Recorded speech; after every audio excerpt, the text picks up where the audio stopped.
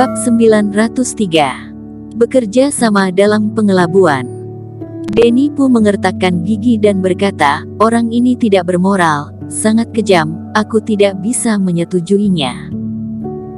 Metodeku awalnya adalah membandingkan peringkat roh bintang dan keahlian sang pejuang melalui ramalan untuk mengatur pembukaan, tetapi karena Andrew Ni menutupi jalannya, ramalanku menjadi tidak akurat, akhirnya menyebabkan kesalahan besar berulang kali. Sekarang kerugiannya pun sangat besar. Mata Denny Pu berkaca-kaca, dia berpura-pura sedih dan berkata, Erikin, hanya kamu yang bisa membantuku dalam masalah ini. Kamu tidak bisa membiarkannya begitu saja. Tunggu. Jangan berpura-pura sengsara. Melihat langkah Denny Pu selanjutnya untuk datang memeluk pahanya dan menangis, Erikin merasa menggigil, dan dengan cepat melompat mundur beberapa langkah. Kamu menyukai taktikku. Dengan kemampuanku untuk membunuh roh binatang kapan saja, aku dapat menyesatkan penilaian Andrew Ni dan memenangkan kembali batu roh yang hilang. Ya, itulah yang aku pikirkan. Denny Pu mengangguk. Aku bisa melakukannya. Erikin berpikir sejenak. Dengan jurus kutukan mati dan jurus api biru, bahkan roh binatang 5 pun bisa ditaklukkan dalam hitungan detik. Kamu setuju? Denny Pu sangat gembira. Tidak, aku hanya saja mengatakan aku bisa melakukannya. Kita bisa menghitung pembagian uang selanjutnya. Erikin tersenyum dan menggelengkan kepalanya. Ekspresi itu membuat Denny Pu bergidik dan hampir lupa bahwa orang ini sepertinya lebih berbahaya daripada diriku. Lalu kamu mau apa? Tanya Denny Pu. Karena kita bekerja sama maka kita sekarang berteman, aku ingin 100 batu roh yang kuberikan padamu sebelumnya. Erikin tersenyum. Denny Pu merasa tidak berdaya dan mengembalikan batu roh itu kepada Erikin.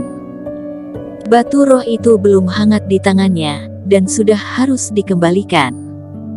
Karena kamu tulus, bagaimana kalau kita membagi hasilnya setengah-setengah? Kata Erikin. Bos besar.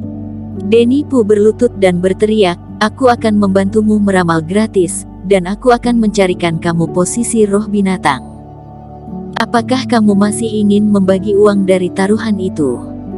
Kamu jangan sok menangis, hanya aku yang bisa melakukan ini, dan setelah kamu membagi sebagian padaku, bukankah kamu masih bisa menghasilkan uang? Tanpa aku, kamu tidak akan kehilangan semuanya. Erikin berkata. Tetapi tanpa aku, kamu tidak dapat menemukan roh binatang. Denny Pu berkata. Jadi maka itu kita harus bekerja sama dan membagi hasilnya 5-5, kata Erikin. Denny Pu tidak bisa berkata-kata dan lama berpikir, 3-7, ini garis bawahku. Lagi pula, Andrew Ni banyak mengadu domba aku, dan sebagian dari apa yang aku peroleh sebenarnya bukan untung. Sepakat, Erikin mengangguk. Dia hanya menguji Denny Pu untuk mengetahui kira-kira berapa banyak yang bisa dia hasilkan, tapi dia bisa mendapatkan 30%, tidak tahu berapa banyak yang akan dia dapatkan pada akhirnya, dia agak sedikit menantikannya. Beberapa orang itu pun mengambil keputusan dan menggumamkan beberapa detail, dan Denny Pu pergi lebih dulu. Saat ini, 3 kapal terbang melayang di atas pegunungan.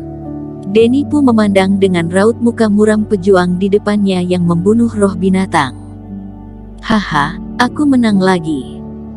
Di atas kapal terbang, para pejuang lain sangat gembira, dan ada seorang Taois kecil yang bertanggung jawab untuk memberikan batu roh kepada semua orang. Berbicara tentang level Taois Ni memanglah tinggi. Dengan Taois Ni, kami dapat menghasilkan banyak uang setiap saat. Seseorang menyingkirkan batu roh dan memujinya. Ya, keluarga Ni awalnya adalah keluarga teratas di dunia tersembunyi, dan kekuatannya benar-benar luar biasa. Generasi keluarga Ni ini jauh lebih kuat. Kalimat-kalimat yang menusuk perasaan terdengar di dalam telinga Denny Pu yang membuatnya mengepalkan tinjunya. Denny Pu, kamu kelihatannya sangat kesal.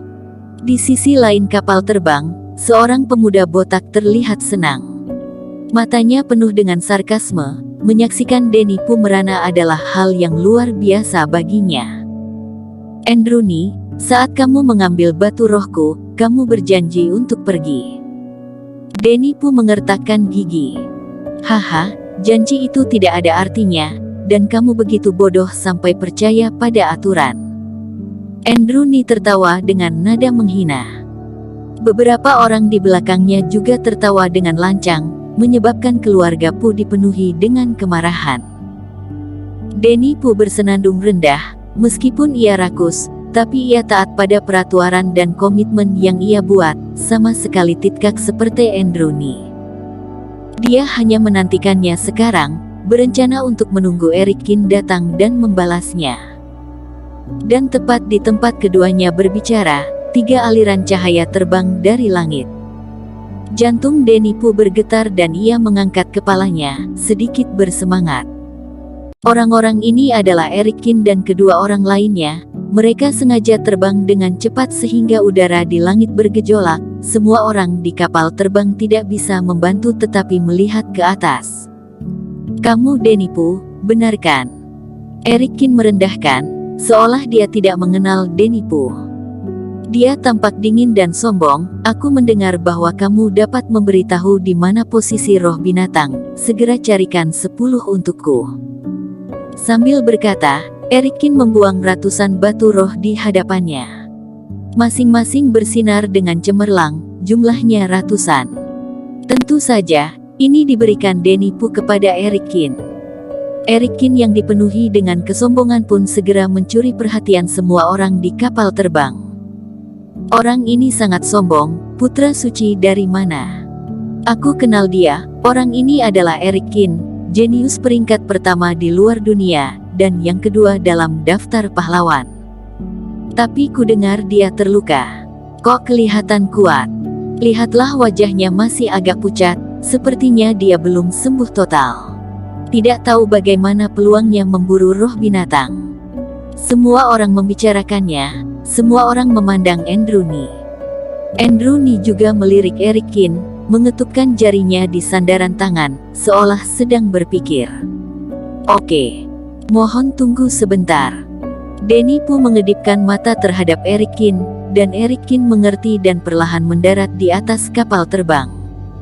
Androni ini akan mengganggu perhitunganku. Aku tidak bisa menjamin kekuatan roh binatang. Semuanya tergantung padamu, Denipu bersuara. Jangan khawatir. Erikin tersenyum tipis. Tak lama kemudian, kapal terbang itu terbang ke puncak pegunungan, di mana roh binatang sedang melayang-layang. Roh binatang peringkat 3. Setelah semua orang melihatnya, mereka juga punya perkiraan. Semuanya, aku pasti akan pergi. Seorang anggota keluarga pun naik ke kapal terbang. Tetapi kebanyakan orang memandang Androni dan menunggu idenya. Androni berpikir sejenak, dan mengulurkan jarinya. Semua orang menyadarinya, dan menekan energi pada batu roh. Di atas udara, Erikin tidak memperdulikan hal ini. Dia melihat hantu terbang ini, diam-diam memikirkan di Marto Zhao, kalau mendapatkan seekor roh binatang unicorn untuk dijadikan tunggangan, sepertinya tidak buruk. Namun tak lama kemudian, Erikin menyingkirkan pikiran sembrono ini, dan pesan yang diberikan Denipu bergema di benaknya. Erikin berteriak keras dan tiba-tiba menyerang roh binatang. Vitalitasnya meletus, dan aura dari Erikin melebur keluar. Di mata orang luar, itu adalah manifestasi dari kekuatannya. Serangkaian gelombang vitalitas yang tajam ditembakkan, dan energi bintang yang disemburkan oleh hantu binatang ini bertabrakan dengan energinya sendiri. Untuk beberapa saat, langit tertutup oleh berbagai cahaya, dan suara ledakan terus berlanjut. Semua orang cukup kaget saat menonton pertunjukan itu. Erikin ini layak menjadi pejuang kebanggaan kedua dalam daftar pahlawan. Bahkan dalam keadaan terluka, teknik ini sangat kuat. Taoisme benar. Tampaknya binatang buas ini akan terbunuh dalam setengah jam. Erikin pasti bisa melakukannya. Selanjutnya, orang ini dan roh binatang bertarung sengit di udara. Seiring berlalunya waktu, segala jenis cahaya berkedip-kedip dari luar tubuh Erikin, ilmu sihir yang tak terhitung jumlahnya menerangi langit, dan roh binatang yang ia lawan satu persatu terkalahkan. Bersambung. Terima kasih telah menonton video ini sampai akhir. Jangan lupa subscribe dan nantikan kisah episode selanjutnya hanya di Novel Story. Salam.